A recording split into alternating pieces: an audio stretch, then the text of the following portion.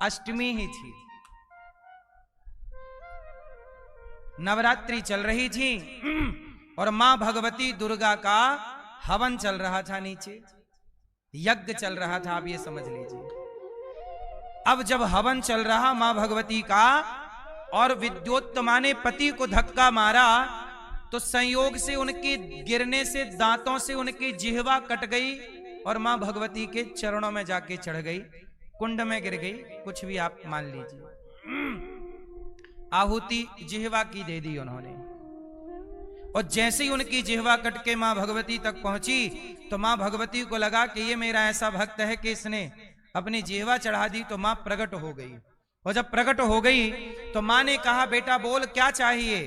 तो कालिदास जी कह रहे थे मां भगवती से, वो मूर्ख तो थे ही, वो ये कह रहे हैं विद विद विद, मतलब विद्योत्तमा ने धक्का मारा, वो शिकायत कर रहे थे मां भगवती से। वो ये क्या जाने कि भगवान कौन, देवी देवता कौन, तो वो ये कह रहे हैं विद विद विद। विद्योत्तमा को जिह्वा कट गई, पूरा ना बोल विद विद। तब मां को लगा कि विद्या मांग रहा, जा कालिदास मैं तुझे विद्या देती हूं, तेरे समान विद्वान कौन होगा, जा। वही मूर्ख कालिदास बाद में महाकवि कालिदास, जिन्होंने रघुवंशम महाकाव्य की रचना की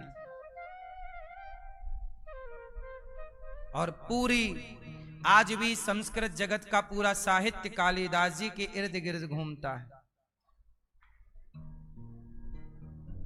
बोलो हाँ। तो कालिदास जी ये व्यक्तित्व हैं। तो अब बताइए कालिदास जी मूर्ख हैं कि विद्वान हैं?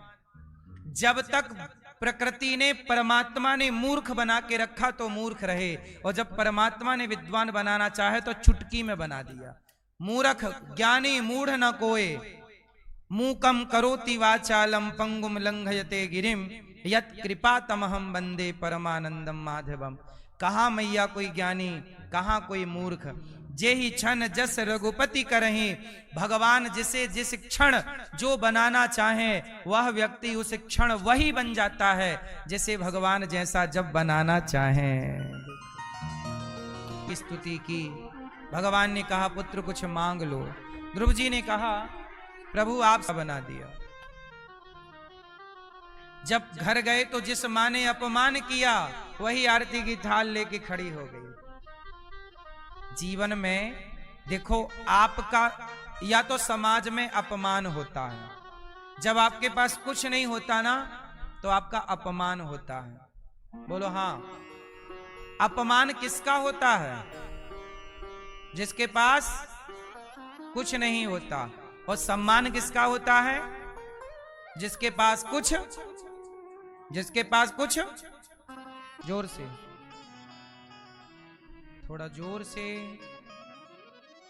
किस्मत की रोटी, भाग्य की, जो लिखा है ना।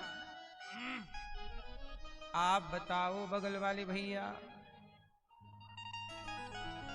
मैया आप किसकी रोटी खाती हो मैया? गेहूं की?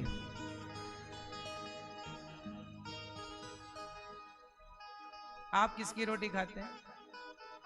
मेहनत की, भाग्य की?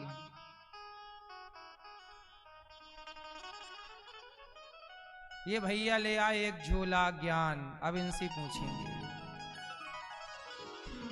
भैया टोपी वाले भैया, एक झोला ज्ञान लाए हो, अब बताओ, उत्तर दो। आपके पास सबसे ज्यादा ज्ञान है, एक झोला ले आए। सुनो, आप रोटी खाते हो? रोटी किसकी खाते हो? मेहनत की या किसी और चीज की? मेहनत की खाते हो? हैं? मेहनत की। ये भैया भी अभी आए हैं, इनका ज्ञान थोड़ा और एडवांस। ये मेहनत की रोटी खाते हैं और आप लोग कह रहे हैं कि अपने भाग्य की खाते हैं। मैया सुनो, अब आप यही सवाल हमसे पूछो, पूछो हमसे कि आप किसकी रोटी खाते हो? पूछो, आप भी पूछो, चलो। पूछा नहीं? सुनो, ना हम मेहनत की खाते हैं, ना किस्मत की खाते हैं, ना भाग्य की खाते हैं, तो हम रोटी किसकी खाते हैं? हम तो भगवान की कृपा की रोटी खाते हैं। किसकी रोटी? मेरे भाग्य में वृंदावन नहीं था। अच्छा सुनो, यदि संसार का ध्यान होगा तो क्या नुकसान होने वाला है? मैया क्या होगा? प्यार पैसे को करना है अभी कर लो, मरते समय सबसे दूरियां बना लेना, क्योंकि मरते समय यदि पैसा परिवार पास रहा और इसमें मन लग गया तो फिर घूम के यहीं आना पड़ेगा 84 के चक्कर